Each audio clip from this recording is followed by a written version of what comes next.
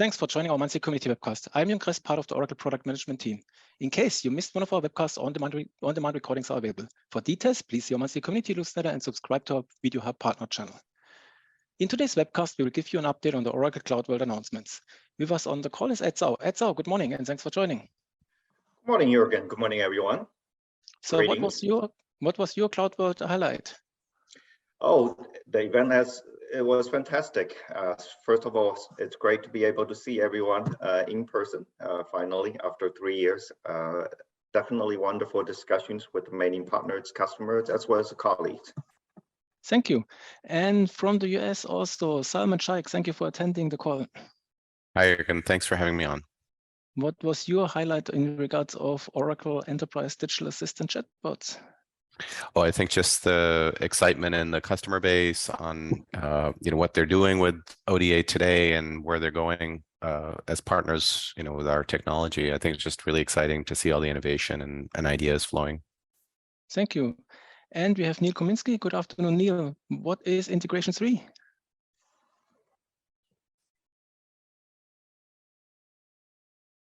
Niall, you're on mute. Oh, sorry, I was on mute.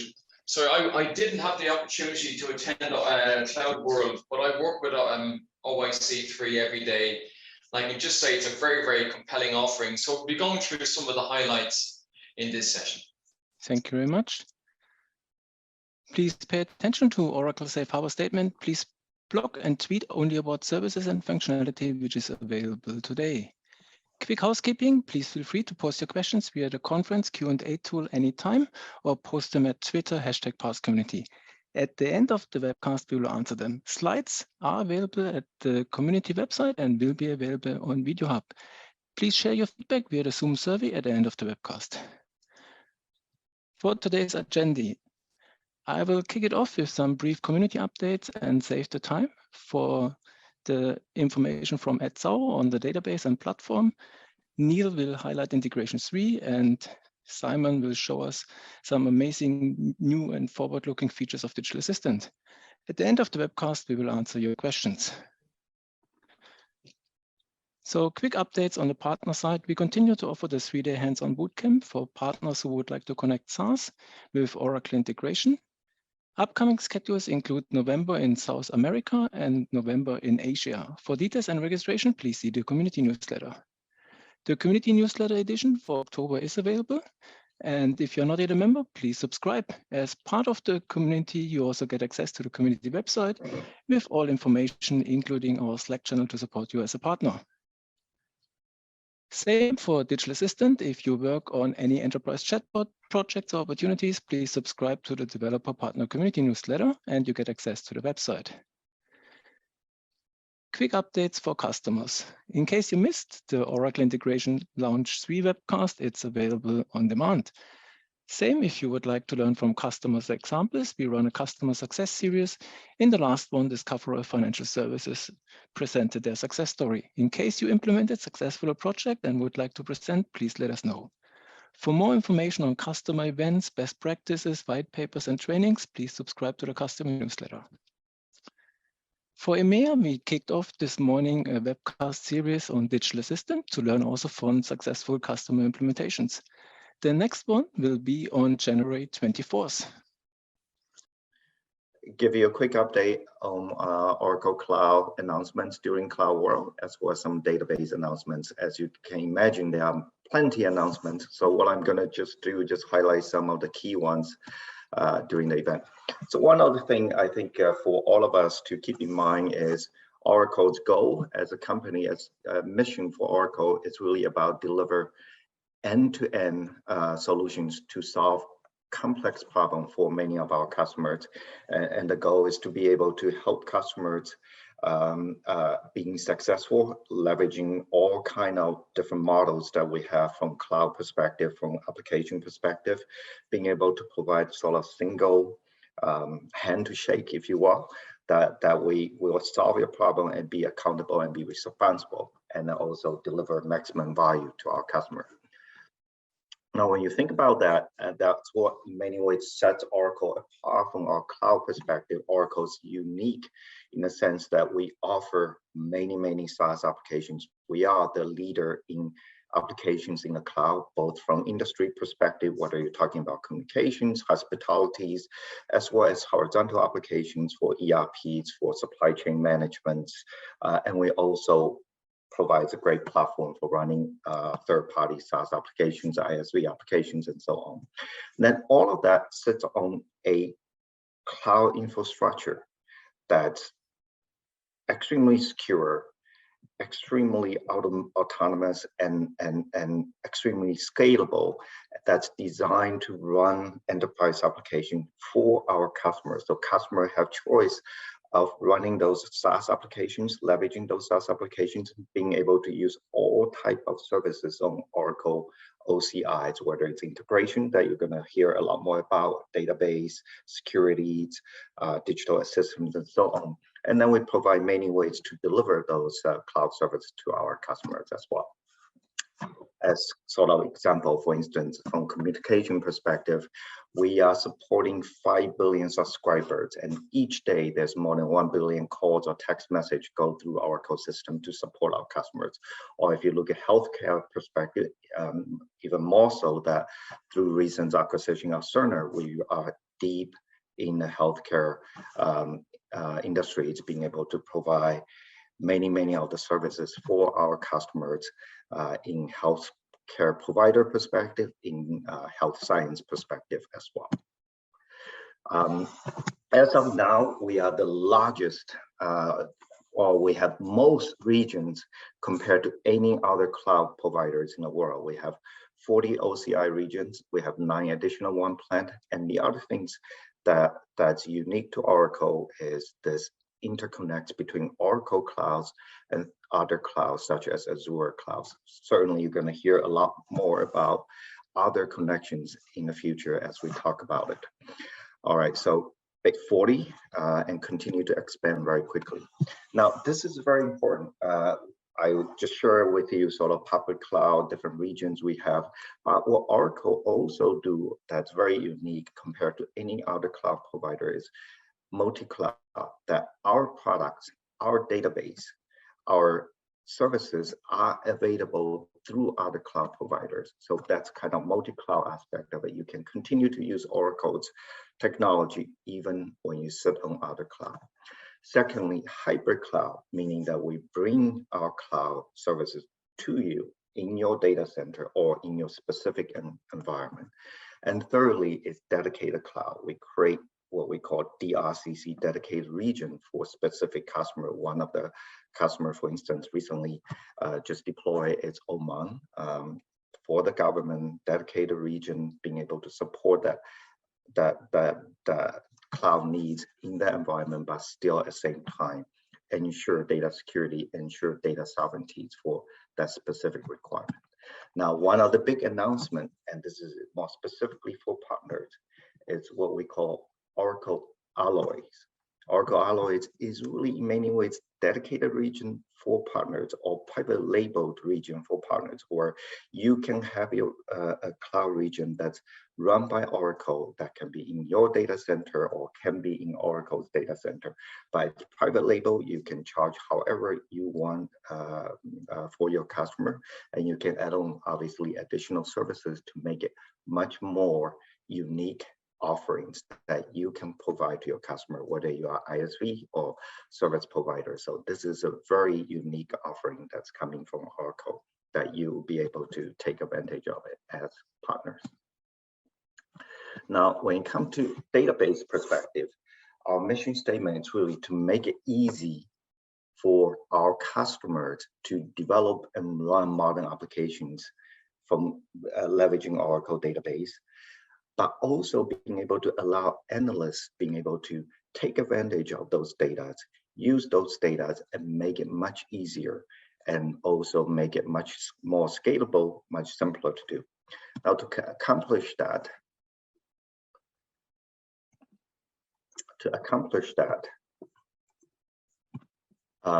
what Oracle's database strategy is kind of twofold. One is called Complete, that really provides converged database, that database not supporting not just traditional SQL, but also I'll talk about some new announcement here, JSONs, also graph, and so on and so forth. Many different type of APIs, different type of use case, different type of models, all within one single database, and can be managed and simply same way, and ensure security, ensure reliabilities. But at the same time, we want to make it very easy for our end users by providing Oracle Autonomous Database. It's easy to use, it's autonomous, it's automatically scaled, it's automatically patched, updated, and so on and so forth. Again, make it very, very easy. So to think about it, Oracle Database provide you two things. One is complete in terms of different ways you want to use database. Number two is simple by using autonomous technology to make it easier. So we talk about converged database, right? So there are many different types. We certainly support text, graph, spatials, and so on, in addition to SQL database. We also have different type of analytic support, right? Machine learning within the database itself, social graph, locations. We support data lake, data warehousing, and also different type of distributing strategy. You can use single vendor, distributed vendor, and so on, but also allow you to use many ways to consume those data by building applications using Apex. Very, very easy to build application APIs and self-service analytic. Now, one thing we announced during CloudWorld is this compatibility with MongoDB. Literally, if you are using MongoDB today, build application on top of that, you can use that application against Oracle's database, the JSON that's built into that. We also have tools that allow you to easily migrate your MongoDB onto Oracle environment. Literally, just some single scripts that you need to do to make that happen. And then just want to highlight autonomous. Autonomous is really built on engineer system with Oracle database and many of the automations built into that with machine learning. So really allows you to ensure extreme security, reliability, and also all the automations that typically you have to done by administrators are taken care of by Oracle's cloud services. And one of the key stacks we have seen is that, you know, one of the things with cloud, with database, people are concerned about is the failures of database and so on. And when you look at autonomous database, we are significantly lower compared to people using Exadata cloud service, for instance. Okay. And again, similar to our cloud in general, you have public cloud, you can have Oracle database in dedicated region. You can also specifically with the database, you can have Exadata cloud at the customer that can be autonomous database or so on, and then also hybrid and multi-cloud configurations. Now, one of the announcements we made actually prior to CloudWorld, but it's very important to highlight here is now that autonomous database is available through Azure console. So through your Azure account, Azure console, you'll be able to spin up autonomous database for your use. And through the interconnect, you have an extremely low latency, less than 2 milliseconds. And more importantly, what we have done with Microsoft is that there's no egress or ingress feeds for data moving between those two environments. And this way, customers can have Azure native user experience when they are using Oracle database that's running on OCI, autonomous database, or any other type of database on OCI and consumed within Azure environment. Now, the other thing to highlight here is obviously we have invested quite a bit in MySQL, and many customers, many developers, and many partners are using MySQL to build applications. And in the past, they have to take the data, put into the data warehouse to analyze on that. What we have done with MySQL is add on MySQL HeatWave data warehouse, which you probably know already. But during the CloudWorld, we have expanded that to include interconnections with Oracle Object Storage, as well as Object Storage on AWS, and so on and so forth, then really allow you to have a heat wave lakehouse environment. Has extremely much better performance compared to Snowflake, for instance, 17 times faster, 6 times faster than Amazon's Redshift, and so on and so forth.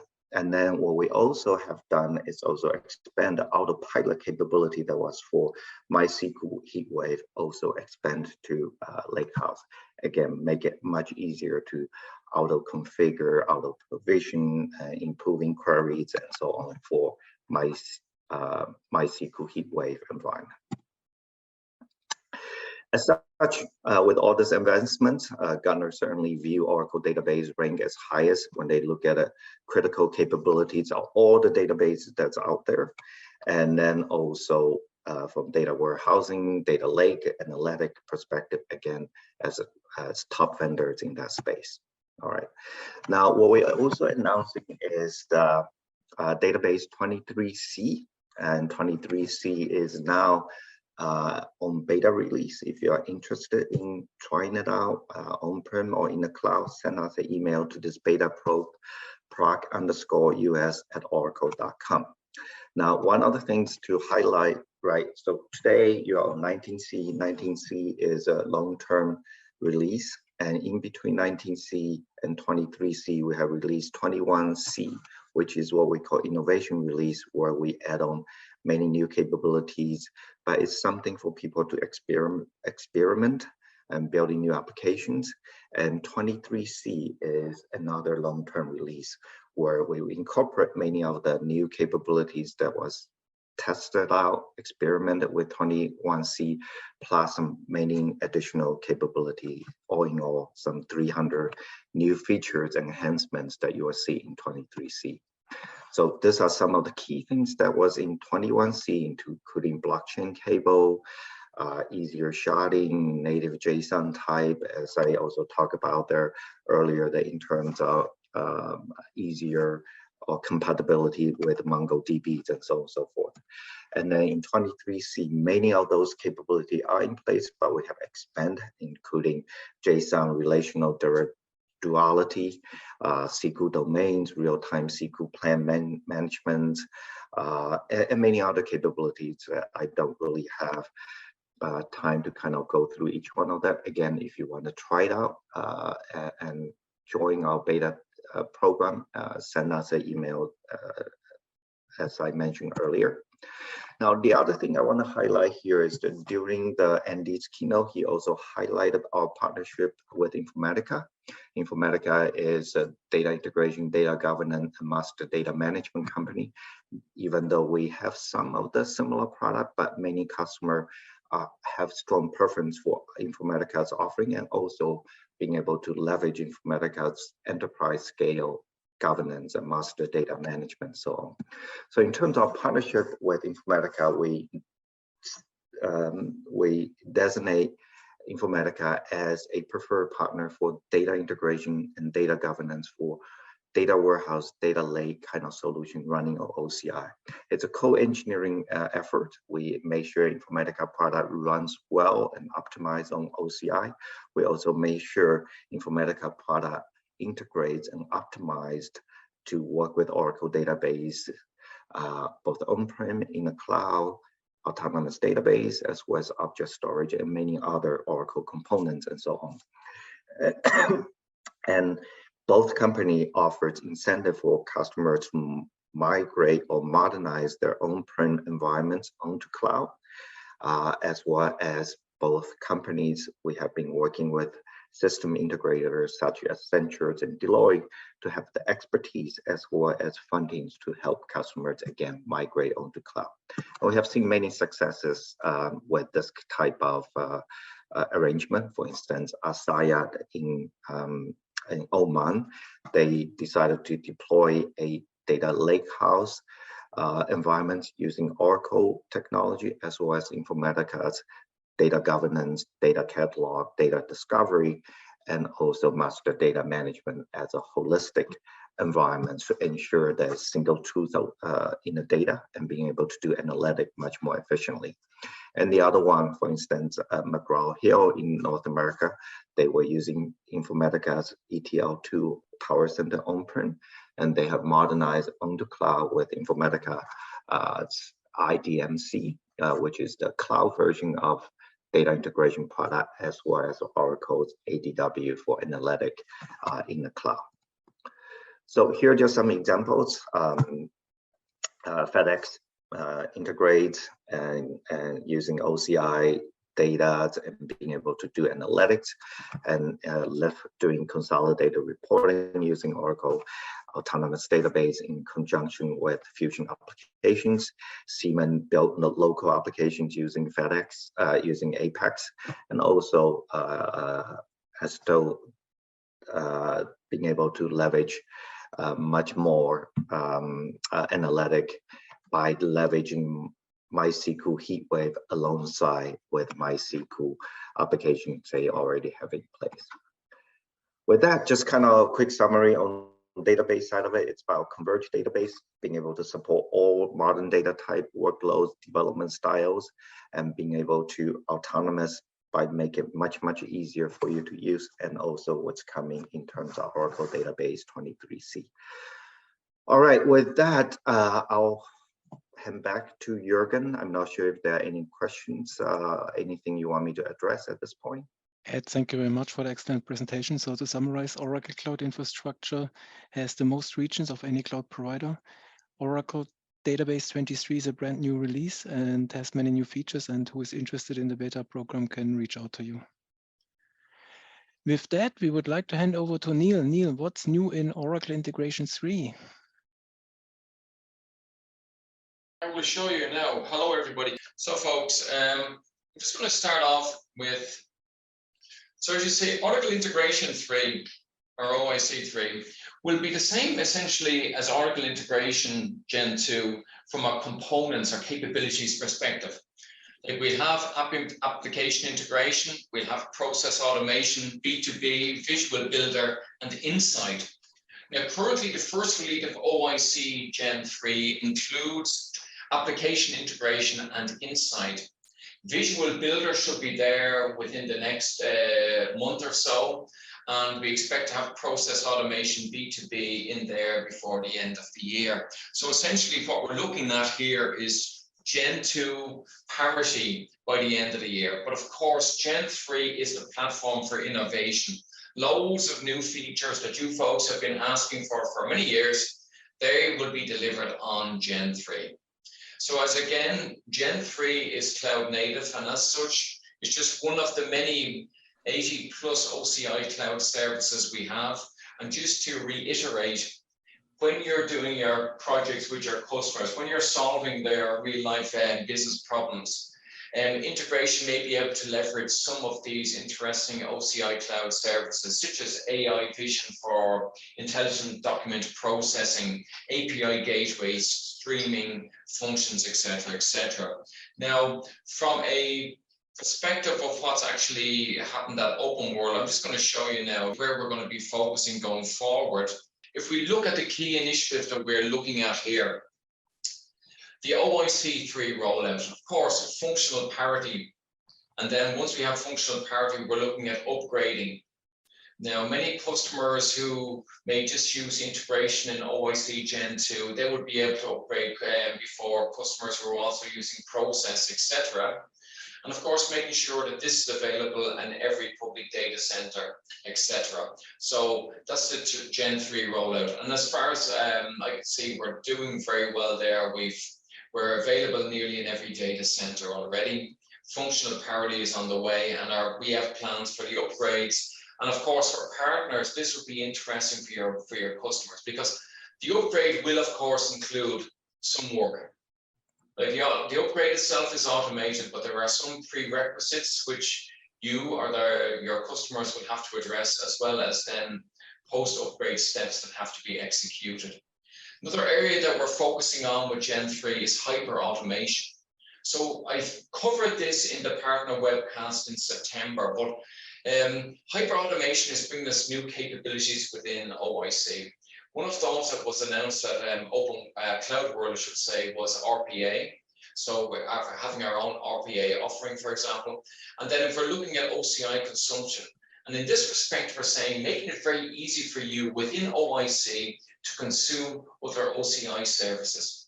So like having native actions or activities within OIC integration for invoking functions, serverless functions, for example, or for example, interfacing with object storage or interfacing with streams, etc., etc. Of course, OIC with Oracle SaaS, always a great focus for us because, of course, over 90% of our customers are Oracle SaaS customers. And there we're looking at new consumption models as well as business accelerators. And of course, the business accelerators are out of the box best practice implementation of key business integrations. Operational excellence, simplified operations, hardening the platform and making that platform even easier to manage. So doing quite a bit in respect of observability and monitoring in this. Security and compliance, of course, is a given. Scalability with Gen 3, scalability will be, hyper scalability will be available to us. Resiliency, as I said, always something that we want, no single point of failure, etc. And of course, regarding functional innovations, which many of you partners have been looking for as well. We call it a delightful user experience, but it's essentially making it easier for developers to get the work done in OIC, less mouse clicks, better navigation, more functionality within the UI, etc., etc. And of course, API-led integration is very important for us. So for example, generating Oracle integrations, OIC integrations based on open API specs. Event-driven integration. And again, event-driven is a very, very important pattern for us. We have business events within our SaaS apps that we can react to via, or we can subscribe to via our adapters. But this is more like pub/sub within OIC Gen 3 and opening that up as well to other OCI services. And of course, simplifying the integration patterns, just making it easier for you to get the work done, even though the work that you might be doing is rather complicated. And as you know, like Oracle has acquired Cerner, and we would be doing quite a bit of work in respect of healthcare. Now, many of the things that healthcare require are also things that our standard customers require as well. Things like payload encryption. So the ability to obfuscate personally identifiable information within audit trails and that sort of stuff. And these are the sort of things coming from the healthcare space, but will be available to all of our customers in the near future. So I'm back sharing my screen again. And as you can see here, folks, if you want to get the things on what's going on, there's my blog, neilcblogs.blogspot.com. And I'm blogging quite a bit at the moment on process automation, which of course is our Gen 3 process offering. But I also have many, many blog posts as well on OIC Gen 3. And here it is. So as I say, this is the current version of it. And as I mentioned earlier, it includes integration and insight here. Now, many of the things that we'll see here, that the UI is the Redwood look and feel, as you can see here. Now, we can see here, for example, we have a simple demo that I have here, and it's very easy to go in and just actually kind of, activate, deactivate these integrations. I'll deactivate that you just see what the UI looks like now. Now, essentially, for people coming from Gen 2, there's not a huge amount of change, which is good. So in other words, but we have introduced some nice new features here that you will be able to see in this. For example, the ability to expand contract switches and things like that. The ability to rename all actions apart from the triggers. What we can also see here is the search capability.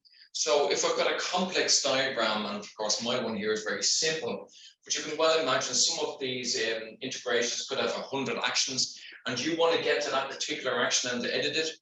It's sometimes hard to navigate using this kind of smaller view here as well. So you just click on this thing here and it brings you straight to it. And then you can go in there and do whatever editing you want to do there for that, So with the mapper, of course, the mapper is the exact same as what we've had before. There's been some change to the icons here. And there are a couple more, functions available to you within the list here. So there are some new functions available here, things in respect of node set and so on. So these are some things that have been changed, but over time, of course, more functionality will be coming in here.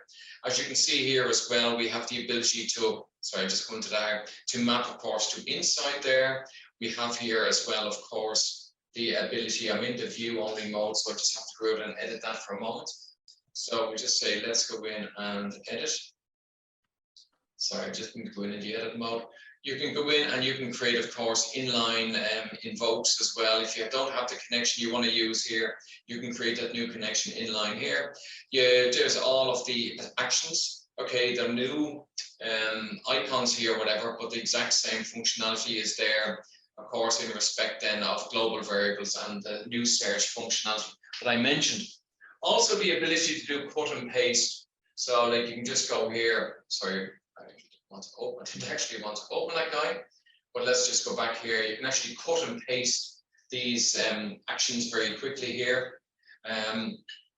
Makes it just that little bit easier to manage your integrations here. So just get out of that guy. So once I've got this guy then up and running, so I just show you some of the changes that have been done at monitoring level. So here we go. Let's get out here. And I just do discard, and I will activate this guy here.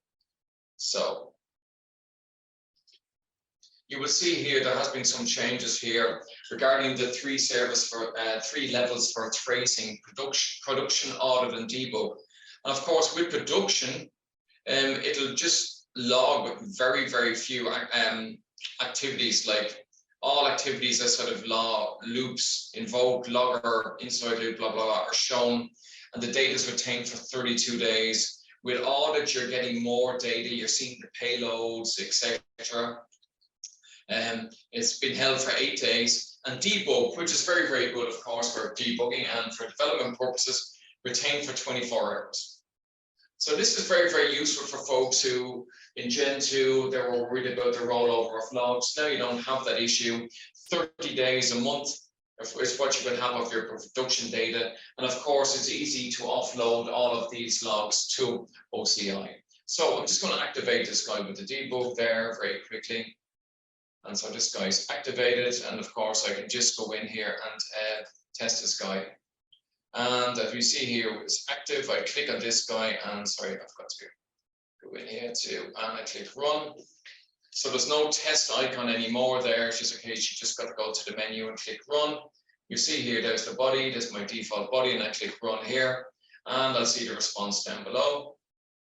It says here, hoping that everything is still up and running, which I assume it is, yes, and there it is there. So now if I run that guy again, you will see, of course, it will be an improvement in the response time, and then so on and so on. And then I can actually go into the monitoring. Now the monitoring, of course, again, all of these things is called observability now, and it is Redwood look and feel. Again, we're focusing on, what are we looking at here? It's probably focusing on errors. The exceptions are what most admins want to look at. They're very, very happy that 99.9% is executing without issues. But let's focus on the issues. So that's what we're doing with these 4 dashboards here. But when we go in here to the individual instances, I can see this guy here and see the process or the demo. And because this is the main integration, I can view the child instances. So this is very, very useful because many of us have, a main integration that spawns many child integrations. Now we have the ability to see all of those in one fell swoop here within our thing here. So again, this is the platform for big ticket new features such as resource-based access control. This will give us the ability to have many different teams working within the one OIC environment, each only seeing their own slice of OIC. Other things we're looking at there is parallel processing, which many of you remember from Beeple or Service Bus. Things like caching, etc., etc. So we have a very compelling roadmap in this space, which we'll be covering in a further call. But all I can say to you now is this is available everywhere. Get your hands on it, get using it. We've already rewritten some of our live labs forward. So you partners should get on board with this ASAP. Thank you, Jürgen. Thank you, Niall. So amazing Oracle Integration 3, brand new feature in Redwood design based on a microservice architecture. And we would like to hand over to Salman. Salman, you are going to present us Oracle Digital Assistant. What is it? Jürgen, thank you. Yeah, let me start sharing my screen here, considering we're only got 20 minutes or 15 minutes rather for myself, right? You get 20. I get the whole 20, great. So welcome everybody. At CloudWorld, we announced a number of key advancements in Oracle Digital Assistant, which is our conversational AI offering as part of OCI. It's a service where it enables you to create conversational experiences on top of your existing applications or your websites. And so today, what I thought I'd focus in on was really kind of share with you our future vision as we look, say, 12 to 18 months ahead of where we are with Oracle Digital Assistant today, and the innovations that we're planning, the vision that we're trying to put together for this product, and where we really feel like we can take what we've got today and leapfrog it up to the future by combining some key technologies from Oracle. So we refer to that as digital employees, and I'll kind of walk you through a few slides introducing the concept of digital employees, and then I'll give you a demo of a concept car. The concept car is just a few, as you would imagine a concept car, right? It's a future rendition of the future. It's not working code today, but it tries to capture the capabilities that we're aiming for. Okay, so with that, let me dive in. Where we've seen the evolution of conversational experiences, start off almost a decade ago, like 7 years ago, was a lot of chatbots, right? Single purpose chatbots intended for a single user to interact to accomplish one piece of capability. And that's evolved in what we call digital assistants today into still a single user experience, but now you're able to invoke multiple skills depending on what you're trying to accomplish. To us, skills are the way that these conversational digital assistants get work done.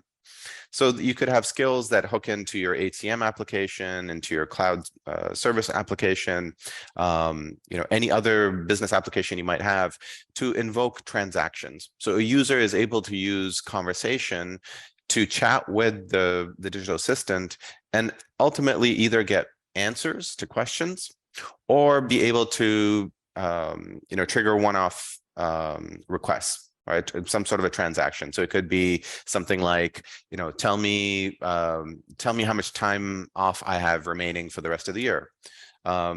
Create an expense report for me. Those kinds of things. So there's single transactions that can be invoked.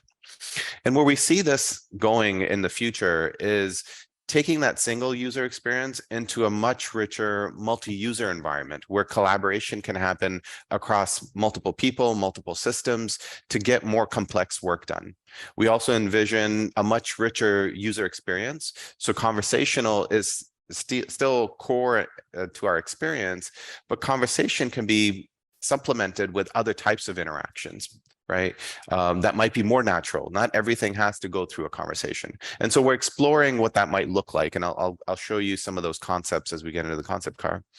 And then the other piece that we were envisioning with these digital employees is that people should be able to create these digital employees, hire those digital employees into their organization for a variety of different purposes. So they could bring them in to help with recruiting, or they may bring them in to help with sales or finance. And so by introducing these employees into their teams, they would be able to automate work. And for us, and as we see the future, we really see the automation of work happening through conversations that exist between people, systems, and processes. So let me dig in a little deeper into what we envision a digital employee to be. Think of it as a counterpart to a human employee. It's there to supplement the human employee and automate a lot of the mundane work that bogs down human employees' productivity, right? So it's meant to take on routine tasks. It's meant to take on a lot of the data crunching, the things that machines are good at, and elevate human employees to focus on things that humans are good at: problem solving, negotiation, relationship building. Those things are human skills that machines aren't very good at. And so how does this digital employee exist within this environment? It does three things. It interacts with the environment around it. Today with Oracle Digital Assistant, we have multiple channels of interaction. So you can interact with it through chat, whether it's Slack, MS Teams, or through a web-based chat interface. We have voice channels as well. We've announced at CloudWorld that we've got a voice channel through IVR. So you can call in through a telephone line and speak to a digital assistant. So all of those channels will be part and parcel of a digital employee. So a digital employee will be accessible to you wherever you are. And then we also want to introduce this idea of a multimodal workspace where you can collaborate with digital employees. And I'll show you what that means in a few minutes as I dive into the demo. And lastly, this digital employee will interact with the world around it by listening to events. So it could listen to a system event, much like you and I listen to events. Email came in, a reminder popped up, and then we react to it, right? So likewise, we want these digital employees to be autonomous, that they can listen for events and act upon those events without being told what to do all the time. Secondly, it thinks, so it is intelligent. It will plan the work. So when a human asks it to do something, today ODA will take that natural language request and try to match it to the best skills that it has available. And skills are how it gets work done, right? So it tries to find the best matching skills. So when I say, hey, create a new time off request, it tries to go find a time off request skill, right? And then beyond that, what we want to do is enable these digital employees to have memory and context. So it maintains memory of past interactions so they can build upon those interactions and do more complex work, right? So it's not a single one-off transaction, but it can be a multi-step process that you can collaborate with this digital employee on. It will have its own identity. So much like human employees, we're bound to, we're limited on what we can do within applications and what data we can access through our identity, through our credentials, right? Likewise, digital employees will be limited because they will have their own credentials in these business systems. And lastly, in terms of thinking, it will also be able to learn based on observed behavior. And I'll kind of walk you through an example of that in the demo if we have time. And then lastly, it works. And the way it works is it connects into existing applications. So much like what Niall was describing in terms of the integration platform that we have, we want to leverage that platform to be able to integrate into these apps and call the REST endpoints or whatever APIs are exposed. We also want to include process automation into this digital employee. So you're not only running off single transactions, but you can automate an end-to-end process as well. And I'll kind of show you that in the demo as well. And then we'll also have built-in skills, much like human employees bring skills to the job. These digital employees will bring skills to the job, such as I know how to work with calendars, I know how to work with emails, I know how to work with documents, right? Those will all be built-in capabilities into these digital employees because they really are designed for the enterprise. Okay, so to kind of bring this up a level, we're envisioning Oracle Digital Assistant as a platform to power a digital workforce in the future. And there's three key pillars to this digital workforce. One is the idea that you can interact with these digital employees in a multimodal way. That conversation is just one form of interaction, that you could also interact with it through point and click interfaces and a variety of different other ways. So that's one core piece, is that there's this workspace where you can step into and collaborate with these digital employees. Second pillar for us is that it's about automating processes. And these are meant to be the ad hoc processes that are manual today, right? You have many systems today that are automating work for you. Your HCM automates your HR processes. Your job board automates candidate processes, but there's work that happens in between those two systems. And that's usually manual work. Somebody has to create a job posting in the HCM, download it and upload it or publish it into a job board. When a candidate applies, downloading the resume, sifting through those resumes, it's all manual work, right? So what we want to do is automate those manual processes that happen today, not automate what already is automated. Right. So we're not looking to replace your HCM. We're not looking to replace your sales management system, your CRM. Those are all great. They're powerful, but there's lots of other micro use cases that go unautomated. And that's what we want to tap into. And then lastly, to enable this for the lines of business, we really want these automations to be authored through a business centric interface. Meaning that you shouldn't require IT to come and build these skills for you, that we should be able to provide a visual point and click interface that anybody can use to create simple automations. Okay. Today, I'm going to walk you through an example of a digital employee, and that's going to be a digital recruiter, as you see on the left-hand side here. But keep in mind that we're not focused in on just HR. We envision these digital employees to be a part of all lines of work within your organization.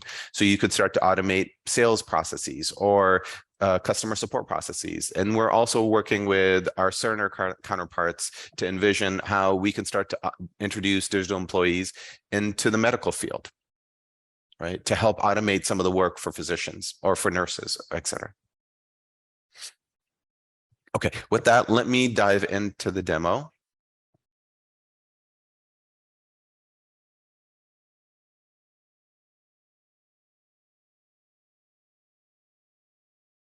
I'm going to just share my entire desktop. I think that'll probably be the easiest thing. Okay, let me know if you're not seeing this. You should be able to see a Slack window. We can see your PowerPoint. A PowerPoint? Okay, so sorry, it's still sharing the wrong one.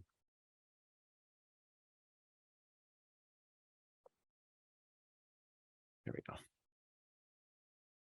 Okay, now it should see Slack. Yeah, it works. Yeah, perfect. Okay, so here's a scenario. So Rico is a digital recruiter that's been hired into a team by a director called, Mike, who's added Rico into his team Slack channel, and he lets the team know, hey, here's Rico. He's going to be here to help you with digital recruitment needs. Feel free to reach out to him. Right. And so Rico also chimes in, much like a new employee joining a team would have chimed in on the Slack message or a welcome email and says, hey, thanks for adding me. Here's what I can do for the team. I can help create requisitions. I can help source candidates. I can help with interviews and offer letters and so forth. Right. And so the main actor of our story here is John. And so what John does is reaches out to Rico on a direct message and says, hey, Rico, can you help me create a new job rec? And Rico says, great, I can do that. Do you want to use a template? We've got a designer template or a research template. Which one did you want to use? Right. So just through conversation, John can let Rico know, hey, use the designer job template. And Rico is now connected to our Oracle Documents content management system and is able to go and find that template and actually surface it up through Slack to John, so John can click, preview it, and confirm that this is the one that really we want to use. Right. So already Rico's saved John time by not making John go into the content management system, log in, search, find the template.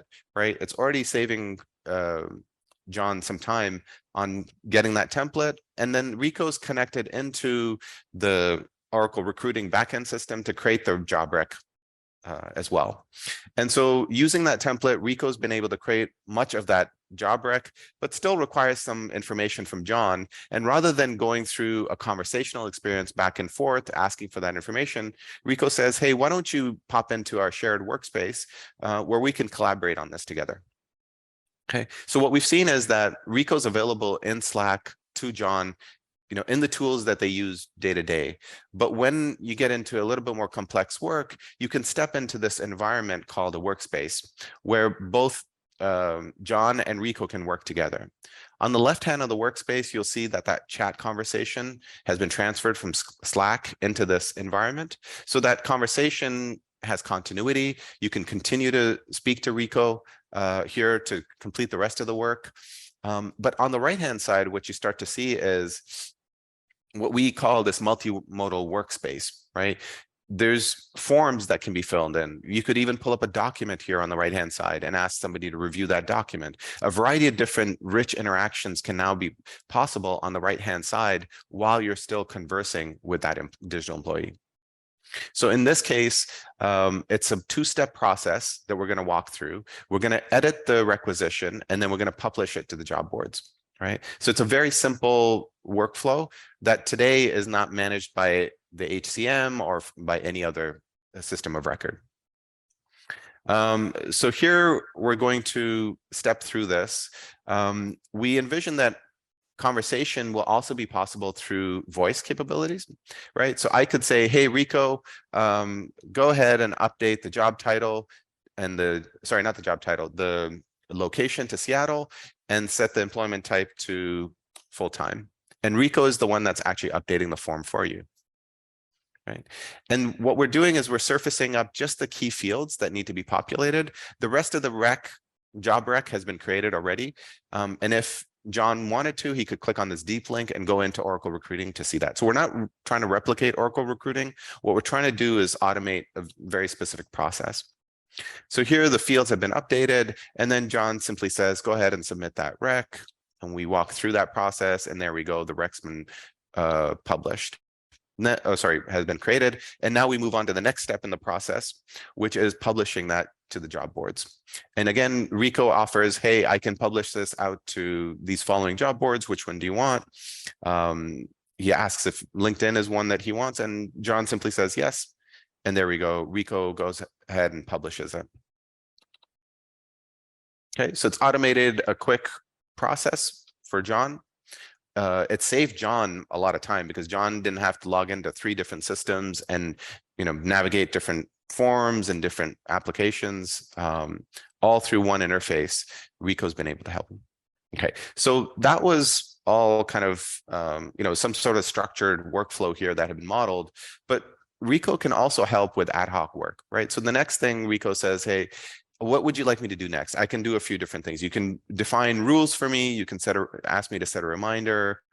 You can ask me to chase after people. A variety of different things that take up human time today. Rico can take on. So John simply says, hey, when a new candidate applies, if their work experience is greater than 5 years, then add them to the candidate list. Right? That's something that John would have had to done. He would have gone through hundreds of resumes and done the first level of screening on basic rules like, hey, do they have enough experience to be even applying for this job? Right? So now Rico can take on some of that simple work. It can start to do that first level of screening. And when John stated that through natural language, what it translates to for Rico is what we call work items. And work items have a very simple structure. It's basically when something happens, and if these conditions are met, then I want you to do this. Okay, so when the application was submitted, and if this condition is met, which is their experience is greater than 5 years, then I want you to do this, which is add it to the candidate list. And so there we go. Now we've created a work item. And what that's really done is enabled Rico to be autonomous. Right? So Rico is able to work on that in the background without John having to worry about it. The next thing John says, hey, set up a reminder every Tuesday morning at 9 a.m. Remind me to review that list of candidates, and that essentially creates another work item. Okay. So now we move on, and John says, hey, let's go create another rec. Okay. And Rico, because he has memory, remembers that we used the template last time, so walks through the same process again, says, hey, do you want to use that same template, and goes and publishes to the job boards and so forth. But here's something really powerful. Rico also remembers that last time after we published, John asked to set up these 2 work items, right? The filter for work experience as well as these reminders. And so that's a really powerful capability here that Rico is able to remember past interactions and learn and adapt. Okay, I know I'm running out of time here. I know we've got a minute left, but hopefully that gave you a taste for what we're envisioning for digital employees. If you want to dive in deeper, feel free to reach out to myself. I'm happy to dig in, especially if you have any customers that might be interested in something like this. This is something that we're still in development, so it's not ready to go quite yet, but would be happy to engage on early conversations. With that, thank you, Jürgen, for having me on. So Salman, thank you very much. That's impressive to see the future directions of Digital Assistant. Is Oracle Digital Assistant already available today? Oracle Digital Assistant is available. You are able to go create digital assistants within your applications as well as in your websites. And partners and customers can get access to the Oracle free trial. The free trial has 2 tiers. There's an always free tier, which includes Oracle Database and Oracle Cloud Infrastructure with compute and storage services. On top of that, you get free trials for 30 days like Oracle Digital Assistant or Oracle Integration. So make sure you get your free trial and try the latest features and announcements from Oracle CloudWorld. To summarize it, if you're not yet a member in the partner communities, please register for the integration community and for Digital Assistant in the developer community. There's plenty more information available on the integration website. And please join us for one of the hands-on trainings which take place in November. For Digital Assistant, the documentation is available, and on the lower right of the documentation side, you can try Arti, which is our bot, to answer your questions. The Customer Success Webcast series is an excellent opportunity to understand the value and business benefits of an enterprise bot. And to build better bots, please join the Best Practice Webcast series. For the database, please visit the website and the infrastructure website for more information. And in case you're a community member, you can also access our community pages with more information. So we have a couple of questions. If there are more, please feel free to post them in the Q&A tool and we will answer them. The first one goes to Salman. Salman, what is the cost of Digital Assistant and what are the benefits of a Digital Assistant? So the benefits of a digital assistant are essentially providing a conversational experience to either your internal employees to access their systems of records that typically are far more complicated and difficult to use, or they're systems that they don't use frequently. So it's not something that they're familiar with, and through a conversation it's a lot easier to say, hey, create a time off request for me, or tell me my time off balance that's left, those kinds of things, without having to navigate into HR systems. And then that's for internal employees. For customers, external facing B2C environments, digital assistants can help provide a friendly, easy to use experience for customer support kind of scenarios or customer sales kind of scenarios, help answer questions, common questions in a very conversational way.